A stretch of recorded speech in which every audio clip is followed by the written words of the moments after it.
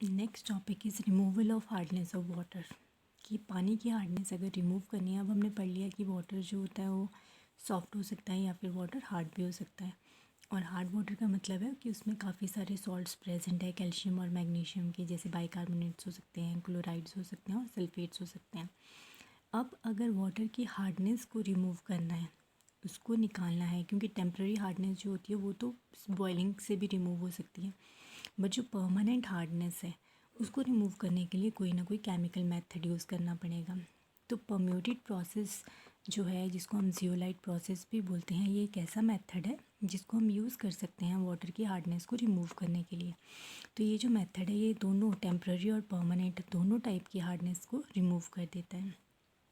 तो this method is used for removing both temporary and permanent hardness of water, and the permuted which is used, this name is the name given to sodium zeolite।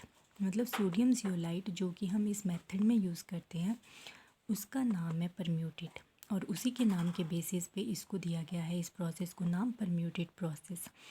और sodium zeolite जो है, sodium zeolite को हम इस form में लिखेंगे Na2Z। और अगर सोडियम जियोलाइट को हमने पूरे का पूरा लिखना है तो इसको हम ऐसे भी लिख सकते हैं Na2Al2Si2O8 वाटर। ये वाटर मॉलिक्यूल जैसे 6, 7, 8 ऐसे वाटर मॉलिक्यूल्स हो सकते हैं। ये सोडियम जियोलाइट है।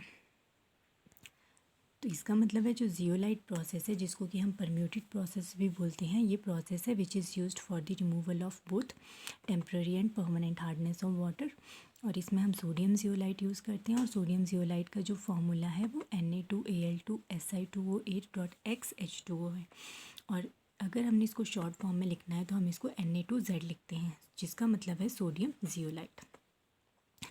अब नेक्स्ट हम पढ़ने वाले हैं कि हार्डनेस रिमूव कैसे होती है। तो क्या मेथड है ये एक्चुअली जिससे हार्डनेस रिमूव होती है। तो इस मेथड में एक वेसल होगा, इस टाइप का वेसल होता है, इस टाइप का वेसल होता है, और इसमें यहाँ पर होंगे ग्रेवल, ग्रेवल फ़िल्टर करने के लिए। जैसे वाटर में अगर कोई बड़ी कुछ ऐसी इम्प्योरिटीज़ है जिनको फ़िल्टर करके रिमूव किया जा सकता है, तो ये ग्रेवल है वाटर की फ़िल्ट्रेशन के लिए। और ये जो पाइप लगी है ये एक वेसल है जो बॉटल सी बनी है। नीचे जो होगा ये ग्रेवल है, नीचे ग्रेट लगी है जिसके ऊपर की ग्रेवल रखा गया है। अब ये जो पाइप है, जो ये रेड कलर से दिखाई गई है, ये वाली पाइप, इससे पानी डाला जाएगा, हार्ड वाटर डाला जाएगा। तो हार्ड वाटर जैसे ही डालेंगे, अब हार्ड वाटर क्या करेगा, यहाँ पर बेस में नीचे यहाँ पर कलेक्ट हो जाएगा, यहाँ पर कलेक्ट हो जाएगा हार्ड वाटर इस वाले पोर्शन में। तो जैसे जैसे यहाँ से हार्ड वाटर डालते जाएंगे डालते जाएंगे डालते जाएंगे, तो थोड़े टाइम के बाद ये जो इतना सा पार्ट है ये फुल हो जाएगा, ये भर जाएगा पूरा पानी से। और जैसे ही और वाटर डालेंगे तो अब पानी ऊपर राइज़ करना शुरू करेगा, यहाँ से और यहाँ से जाना, ऊपर जाना शुरू करेगा। तो वाटर क्या करेगा, धीरे धीरे जैसे ये पूरे का पूरा हिस्सा जो है पानी से भर जाता है, उसके बाद पानी ऐसे ऐसे ऊपर जाना शुरू करता है। अब ये ग्रेवल लगे हैं, ग्रेवल का मतलब है छोटे छोटे पत्थर, जो जिनसे कि वाटर में अगर कोई इम्प्योरिटीज़ हैं, सॉलिड पार्टिकल्स हैं, तो क्या होंगे, वो फ़िल्टर हो जाएंगे। तो वो फ़िल्टर हो जाएंगे, तो इस तरह से पानी यहाँ से फ़िल्टर होने के बाद इस पोर्शन में जाता है।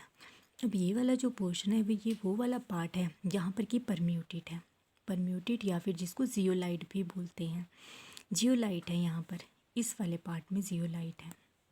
अब पानी जैसे ही ऊपर जाना शुरू करता है तो पानी इस जियोलाइट से होते हुए ऊपर जाएगा, इस जियोलाइट को उसको क्रॉस करना पड़ेगा। तो जैसे जैसे पानी ऊपर जाता जाएगा तो जियोलाइट क्या करेगा, जो भी पानी में कैल्शियम और मैग्नीशियम आयंस प्रेजेंट है, अब हमें पता है जो भी हार्डनेस होती है वो कैल्शियम और मैग्नीशियम के बाइकार्बोनेट्स की वजह से, या फिर कैल्शियम और मैग्नीशियम के क्लोराइड्स की वजह से, या फिर कैल्शियम मैग्नीशियम के सल्फेट्स की वजह से होती है। तो इसका मतलब है जैसे जैसे पानी इस परम्यूटेड से होकर ऊपर जाएगा, परम्यूटेड है या फिर जियोलाइट है जिसको हम हार्डनेस रिमूव करने के लिए यूज़ कर रहे हैं, केमिकल है एक। तो जैसे ही यहाँ से पानी ऊपर जाता जाएगा तो जो पानी में कैल्शियम और मैग्नीशियम आयंस हैं वो क्या करेंगे, वो सोडियम आयन के साथ एक्सचेंज हो जाएगा। जो जियोलाइट का सोडियम आयन है वो फ्री हो जाएगा और जियोलाइट कैल्शियम और मैग्नीशियम जो है हार्ड वाटर से उनको ले लेगा, उनके साथ रिएक्ट कर जाएगा। तो इस तरह जैसे जैसे पानी ऊपर जाता जाएगा तो यहाँ से ऊपर जहाँ पे कि जियोलाइट ख़त्म हो जाएगा, यहाँ से ऊपर जो पानी आता जाएगा वो कैसा वाटर होगा, वो सॉफ्ट वाटर होगा। उसमें बाइकार्बोनेट्स ऑफ कैल्शियम मैग्नीशियम या फिर क्लोराइड्स ऑफ कैल्शियम मैग्नीशियम या फिर सल्फेट्स ऑफ कैल्शियम मैग्नीशियम नहीं हो सकते। क्यों? क्योंकि जो कैल्शियम और मैग्नीशियम आयंस हैं वो तो इस जियोलाइट ने पकड़ लिए और सोडियम आयन जो है उसने रिलीज़ कर दिए। तो ये वाला जो पानी आएगा बाहर, ये सॉफ्ट वाटर होगा, सॉफ्ट वाटर होगा। तो इस तरह से जो है पानी की हार्डनेस को रिमूव किया जाता है और ये परम्यूटेड प्रोसेस है for the softening of hard water. तो जैसे मैं आपको बता रही थी कि पानी क्या करता है, ऊपर राइज करता है। पानी पहले बिल्कुल बेस पर इकट्ठा हो जाएगा, जो कि बेस में थोड़ी सी जगह दी गई है यहाँ पर इकट्ठा हो जाएगा। इसके बाद जब पानी एक्स्ट्रा होता जाएगा तो वो इस ग्रेवल से होते हुए ऊपर राइज करेगा और यहाँ पर ये परम्यूटेड है या फिर इसको जियोलाइट भी बोलते हैं। यहाँ से होते हुए पानी ऊपर जाएगा, जियोलाइट जो है वो कैल्शियम और मैग्नीशियम आयन ले लेगा और सोडियम आयन रिलीज़ कर देगा। तो यहाँ पर जो पानी पहुँचेगा इतने से पार्ट में ये सॉफ्ट वाटर होगा और इस पानी को हम रिमूव कर सकते हैं। तो अगर हमने रिएक्शंस समझने हैं कि कैसे कैसे रिएक्शंस हो रहे हैं तो ये है। अब जैसे जैसे जो हार्ड वाटर है, हार्ड वाटर में हमें पता है कैल्शियम के सॉल्ट्स प्रेजेंट है और मैग्नीशियम के सॉल्ट प्रेजेंट है। तो जो भी हार्ड वाटर है जैसे ही वो सोडियम जियोलाइट के कांटेक्ट में आएगा, Na2Z के कांटेक्ट में आएगा, तो क्या करेगा, सोडियम आयन जो होंगे उनको दे देगा, उनको फ्री कर देगा और कैल्शियम आयन जियोलाइट के साथ बाइंड हो जाएंगे, जियोलाइट के साथ रिएक्ट हो जाएंगे। तो जैसे क्या बन जाएगा, अब सोडियम जियोलाइट जो था, सोडियम जियोलाइट था, अब वो बन जाएगा कैल्शियम जियोलाइट, क्योंकि इसने कैल्शियम आयंस ले लिए पानी से। उसी तरह जो मैग्नीशियम आयंस है वो भी ये ले लेगा, तो क्या बन जाएगा, मैग्नीशियम जियोलाइट बन जाएगा और सोडियम आयन जो हैं ये फ्री हो जाएंगे, ये पानी में चले जाएंगे। अब पानी में क्योंकि ना तो कैल्शियम रहेगा ना ही मैग्नीशियम रहेगा, तो इसी वजह से अगर कैल्शियम, और इसीलिए कोई पॉसिबिलिटी ही नहीं है कि कैल्शियम बाइकार्बोनेट, मैग्नीशियम बाइकार्बोनेट या calcium chloride, magnesium chloride, calcium sulphate या मैग्नीशियम सल्फेट बने, क्योंकि कैल्शियम और मैग्नीशियम दोनों ही आयंस को जियोलाइट ने रिमूव कर दिया है। तो इस तरह से पानी की जो हार्डनेस है उसको रिमूव किया जाता है जियोलाइट प्रोसेस में। अब नेक्स्ट स्टेप आ जाता है रीजनरेशन ऑफ जियोलाइट, कि जियोलाइट जो है उसको रीजनरेट करना है। मतलब जियोलाइट जो है उसको हमने यूज़ कर लिया, अब उसको फिर से जियोलाइट बनाना, सोडियम जियोलाइट बनाना है। तो सोडियम जियोलाइट बनाने के लिए क्या करना पड़ेगा, हम 10% ब्राइन सोल्यूशन यूज़ करते हैं। 10% ब्राइन सोल्यूशन मतलब सोडियम क्लोराइड का जो सोल्यूशन है वो यूज़ करेंगे 10%। अब इसमें क्या करते हैं, जो भी ब्राइन सोल्यूशन है उसको ऐड करेंगे। जैसे ही सॉफ्ट वाटर रिमूव कर लिया, अब क्या करेंगे, ब्राइन सोल्यूशन ऐड करेंगे। तो जैसे ही यहाँ से ब्राइन सोल्यूशन ऐड किया जाता है, तो ब्राइन सोल्यूशन का मतलब है कि सोडियम क्लोराइड ऐड कर रहे हैं, NaCl ऐड कर रहे हैं।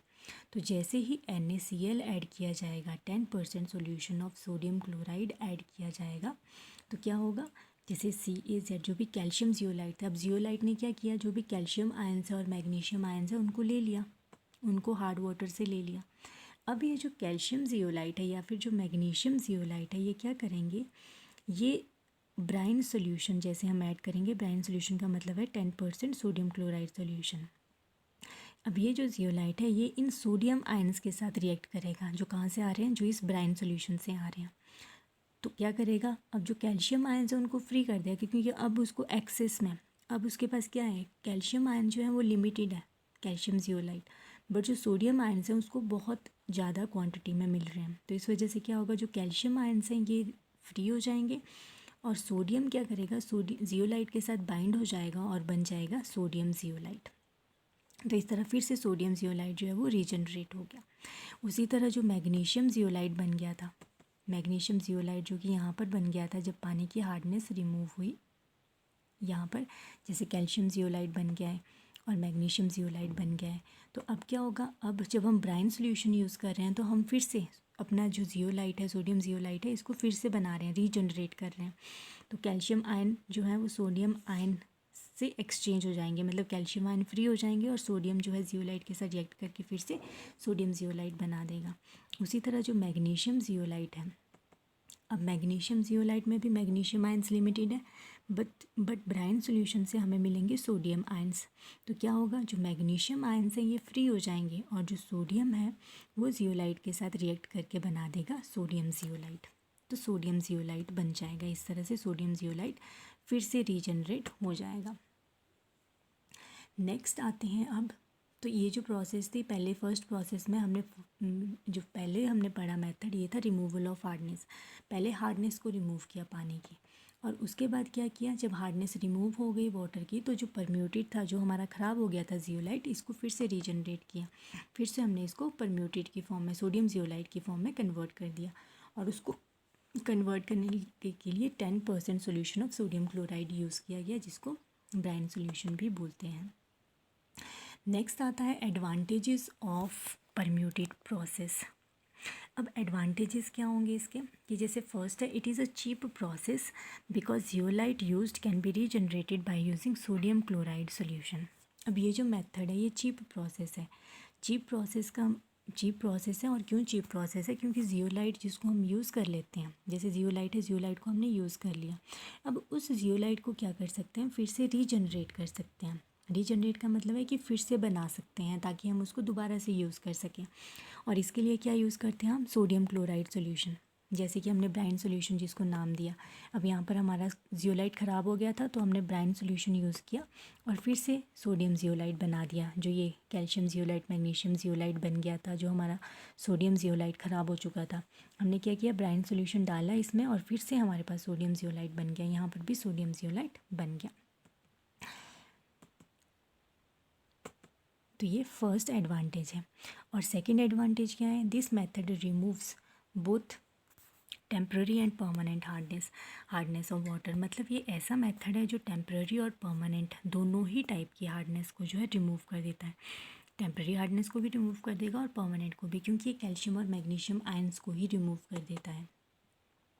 और ये क्या, ये एफिशिएंट प्रोसेस है। एफिशिएंट प्रोसेस का मतलब होता है कि जो भी पानी मिलेगा हमें वो सॉफ्ट वाटर होगा, क्योंकि उसमें ना तो कैल्शियम के क्योंकि उसमें कैल्शियम और मैग्नीशियम आयंस प्रेजेंट नहीं होंगे। Disadvantages of permuted process. अब जो परम्यूटेड प्रोसेस है उसके डिसएडवांटेजेस क्या है, मतलब उसके नुकसान क्या क्या हैं, कहाँ पे हम उसको यूज़ नहीं कर सकते। If water is turbid then efficiency of process decreases. मतलब अगर पानी टर्बिड है, टर्बिड का मतलब होता है ऐसा पानी जिसमें कुछ इम्प्योरिटीज़ प्रेजेंट है, टर्बिडिटी है, वो थोड़ा धुंधला धुंधला जैसा पानी है। तो उस टाइप का पानी अगर प्रेजेंट है जिसमें कि टर्बिडिटी है, कोलॉइडल पार्टिकल्स प्रेजेंट है, तो वो वाला जो पानी होता है उसको अगर हम यूज़ करेंगे परम्यूटेड प्रोसेस में, उसकी हार्डनेस को रिमूव करने की कोशिश करेंगे, तो उसके केस में एफिशिएंसी कम हो जाती है प्रोसेस की। Next is the treated water contains more sodium ions.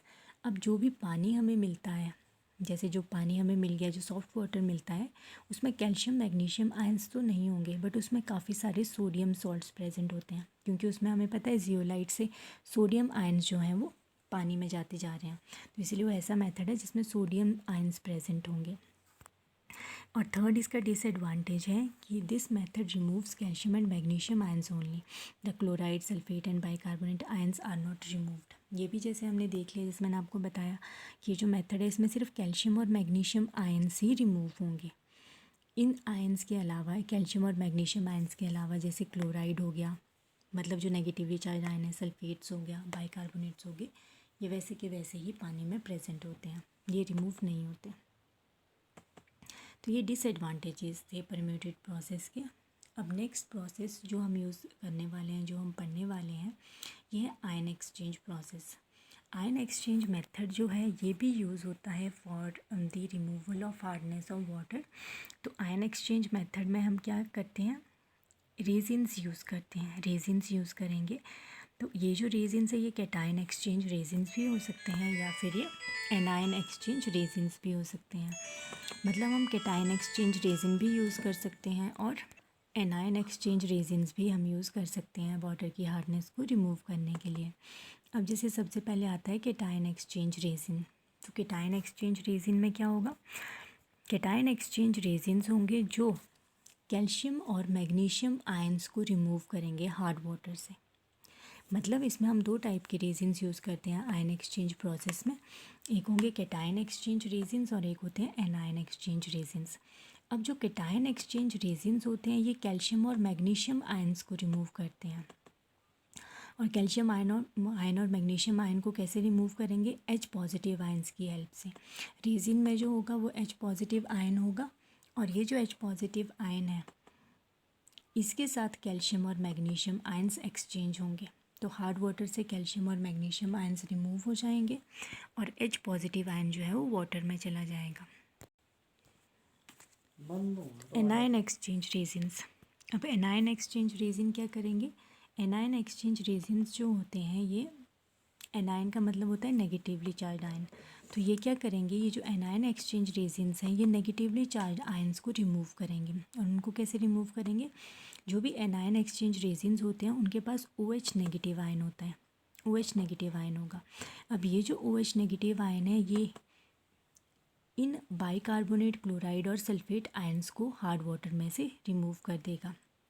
तो अपने आप ये पानी में चला जाएगा और हार्ड वाटर में जो ये बाइकार्बोनेट, क्लोराइड और सल्फेट आयंस है इनको रिमूव कर देगा।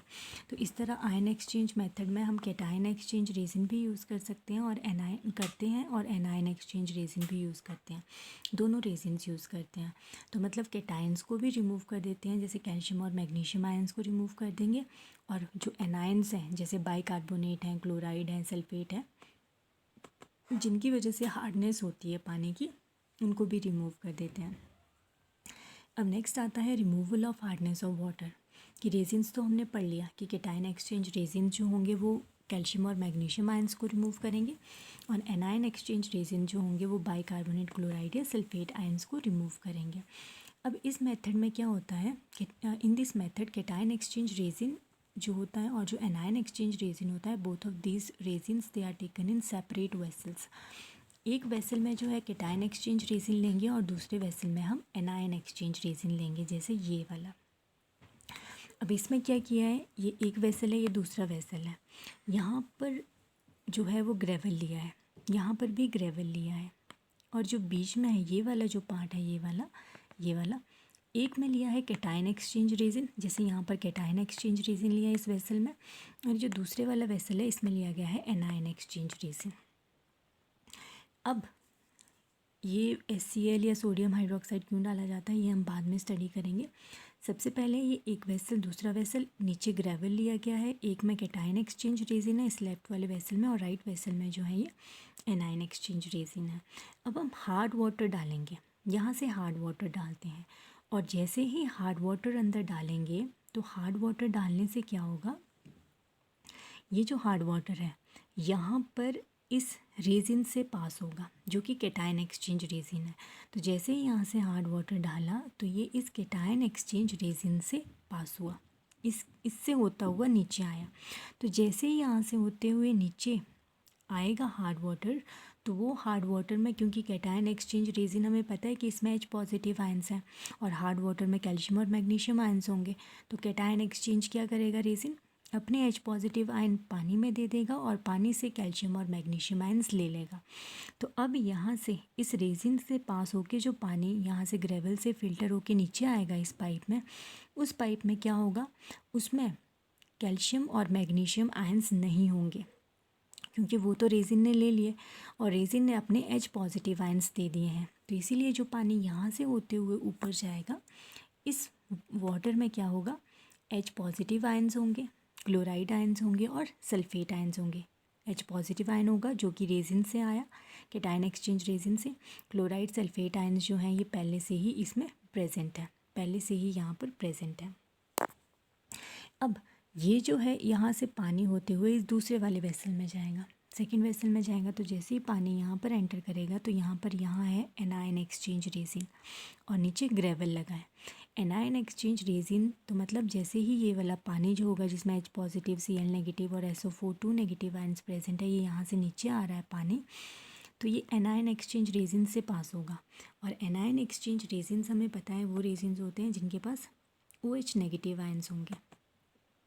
अब वो क्या करेगा, जो एनायन एक्सचेंज रेजिन है वो OH नेगेटिव आयंस दे देगा अपने OH नेगेटिव आयंस पानी को दे देगा और पानी से ये जो Cl नेगेटिव और SO2 नेगेटिव आयंस है इनको ले लेगा।